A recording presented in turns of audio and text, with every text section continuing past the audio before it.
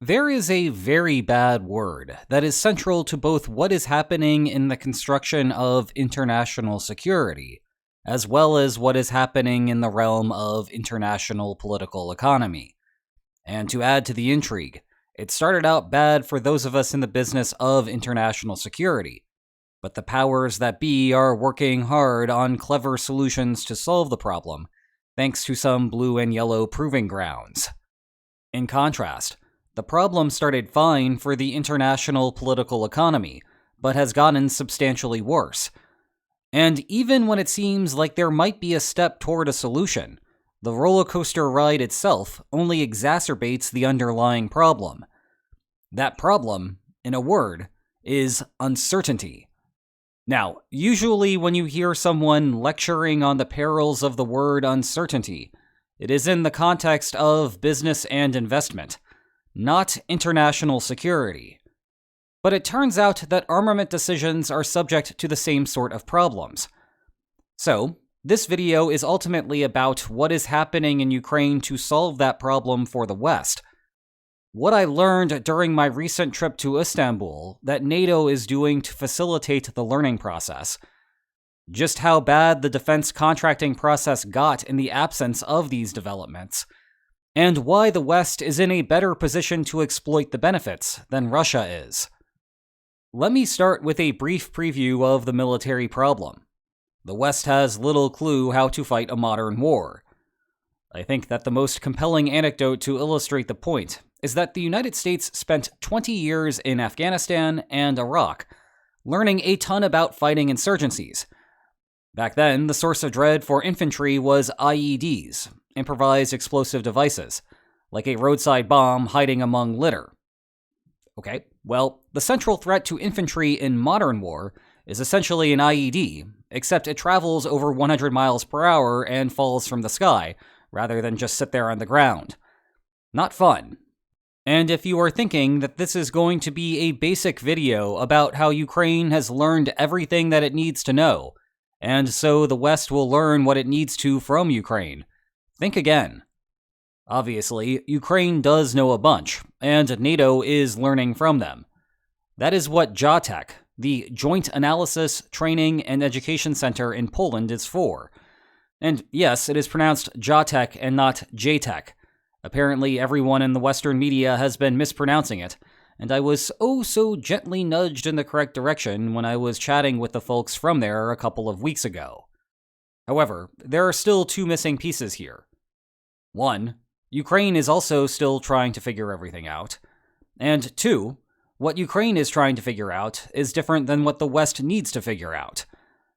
For Ukraine, the game is to develop affordable solutions now. NATO, of course, has started emphasizing faster development times under its new Supreme Allied Commander transformation. Part of that is because NATO internalizes a portion of Ukraine's outcome, and so NATO wants to improve that outcome. That said, NATO's chief concern remains what could happen 5+ years down the line. And NATO allies have a ton more money to splash around on solutions. The question, though, is what solutions to produce. But hold that thought for a few minutes, because this is a good time to transition to the similar problem arising in the international economy. And I want to start there because the logic is a bit more familiar. And heck, I can give you an anecdote of why uncertainty is a personal villain of mine. I have been producing videos in my current capacity for almost 4 years now. It is safe to say that I have had a very successful second career at this point. I have more subscribers than I ever could have imagined. I have published multiple videos that have garnered more than 5 million views. I have even had world leaders escort me off the stage. Or at least one, anyway. And I say that as a preface for what I really want to tell you. I have about as much of an idea what I am doing here as the Kremlin did during the first 3 days of the invasion. So we are going to watch B-roll of Moscow for a few minutes while I explain what I mean. In terms of the political science stuff, yeah, I have that under control. I am pretty satisfied with my academic record. Rather, I am talking about the content production. I mean, I guess I have a better sense of this than the average person posting videos, given that I have a large audience, which, in turn, gives me the privilege to do this professionally. But I oftentimes think that I am producing a banger of a video, and then that video ultimately gets little traction. This video from last week, which we will circle back to in a few minutes, comes to mind. To be clear, this is not a "the algorithm is out to get me" type of complaint, which is a common refrain for frustrated YouTubers. You see, 95% of the algorithm is YouTube just reacting to what people want to watch. So when I post a dud of a video, it is actually my fault for not understanding what people want to watch, or how to design thumbnails and write titles that draw attention. And while that might sound like me airing my personal frustration, it also negatively affects you. Because I am uncertain of what you like, I sometimes produce bad videos, perhaps on uninteresting topics, uninteresting regional areas, or things that are no longer trendy. You would all be happier too if the videos I produced always hit 1 million views. It would mean that I am making things that you like. But more subtly, it is a step worse than that. I produce about 8 videos per month. It is the right work-life balance given the income that the job brings in. However, I have the capacity to produce more. I am confident that I could go up to at least 10 and maybe 12 per month without burning out. The reason I do not is because every hour of personal time that I lose is increasingly precious to me. To wit, I enjoy going on vacations, and not just for the purposes of capturing B-roll. And yeah, what you are watching now are B-roll videos that I have taken while on vacations. But because there is a 50-50 shot that the next marginal video that I produce will be a dud, I just do not produce it at all. In sum, if I could eradicate all of the uncertainty about viewer preferences, not only would you be happier to watch my videos, you would be even happier because there would be more videos total to watch. Back in the normal business world, there are some things you can do to reduce uncertainty and resolve the type of problem that I have. Let me give you a practical example. An American business wants to manufacture a widget that is an input product for a more complicated machine that will ultimately be assembled in the United States. It is the most important component of the finished good. It is also the most expensive to manufacture, and labor costs in the United States are too high to manufacture the widget locally and expect to profit on the sale of the final product. However, factories exist in both China and Vietnam that can produce the widget cheaply. So the real question is where to go. One problem: both might be the subject of some upcoming tariffs from the White House. It might be the chance that a given one getting tariffed is independent and 50%. Unfortunately, this causes the business to calculate that the enterprise will be unprofitable in expectation. As a result, the business never places the order, and no profit is made. The factory is empty, which is bad not only for that company, but also for any other company that was relying on the product that the original company would produce, as well as any of the other companies that were supplying input products that are unaffected by the tariffs, but still need to go into that output product. But the problem can be even sillier. The United States may be deciding between competing trade deals with both China and Vietnam. However, they will both be incompatible with each other.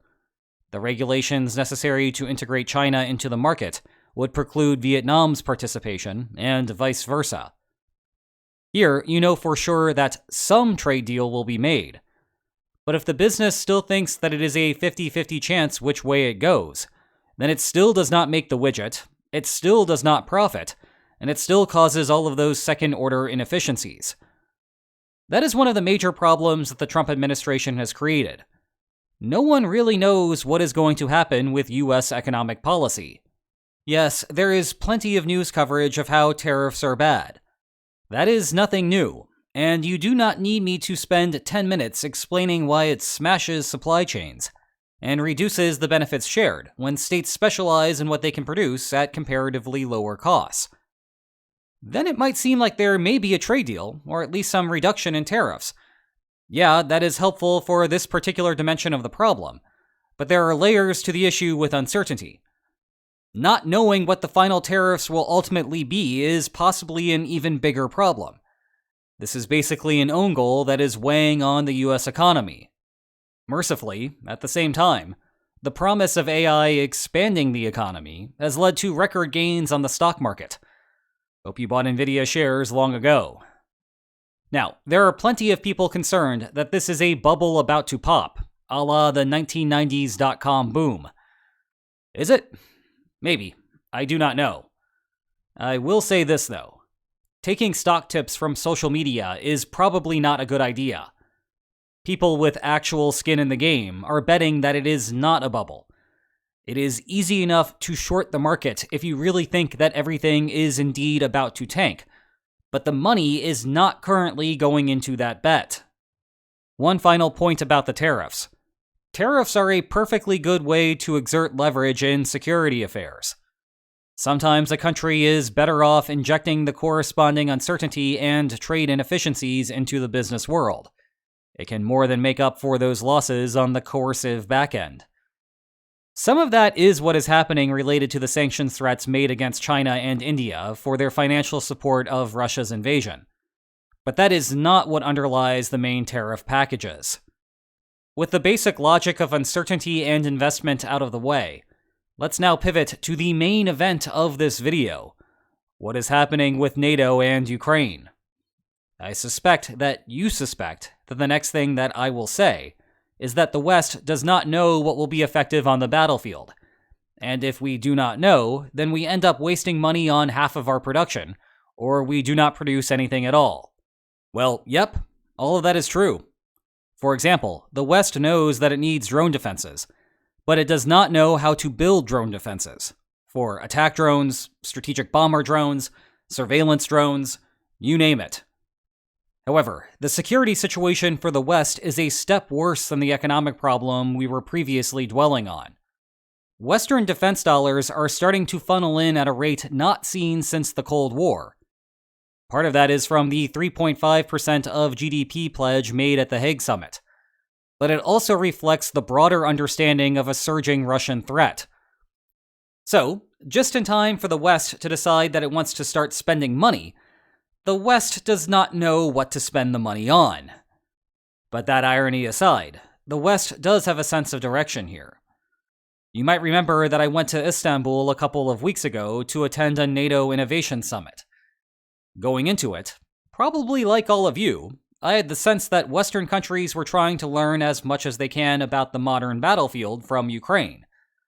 Heck, it is a cliche at this point that the main selling point of Ukraine joining NATO is that then someone will finally know what the heck they are doing.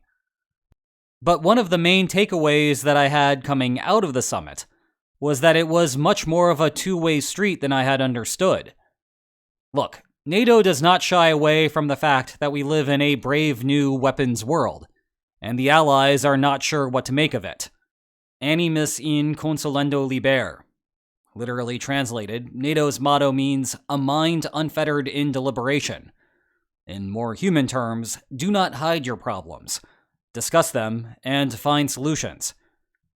Here, the blueprint coming out of Allied Command Transformation is to solicit proposals from Allied nations and pick a handful that seem the most promising.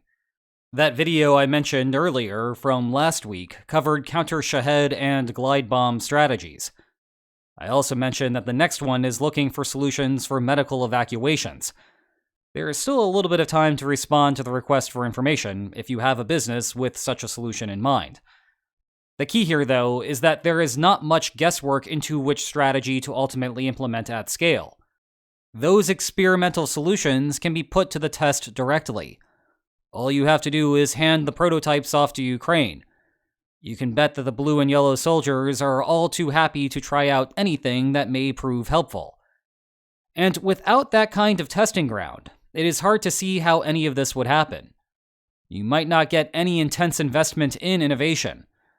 At best, there may be speculation that one particular solution might work, and then a modest production order comes out of it. You can think about the second-order effects of such an expectation. If businesses know that governments will only make modest investments given their uncertainty, then the companies see less upside to making the costly investments to create good solutions in the first place. Let me give you an illustration of this problem. You might remember Neros, the US drone manufacturer that is trying to build its product without Chinese inputs. I discussed them in my video about the importance of co-opting civilian companies to bridge the defense production gap.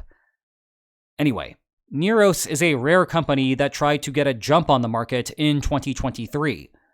However, the Department of Defense would not take their phone calls.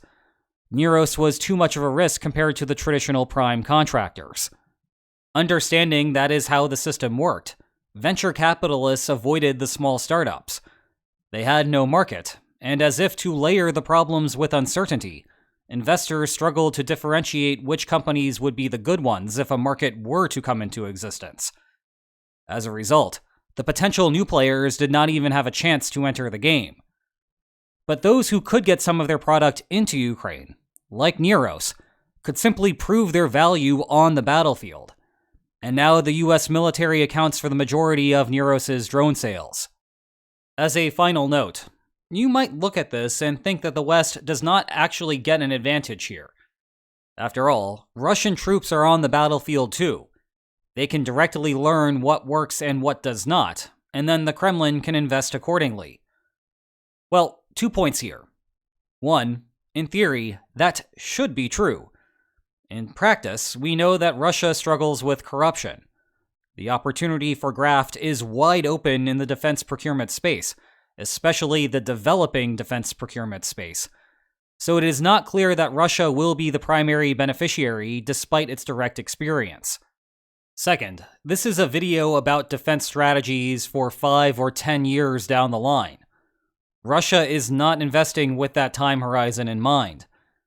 Back in Moscow, the focus is on the here and now. Meanwhile, the West is also concerned about what is happening now, because Europe internalizes the outcomes in Ukraine, as I have been stressing before.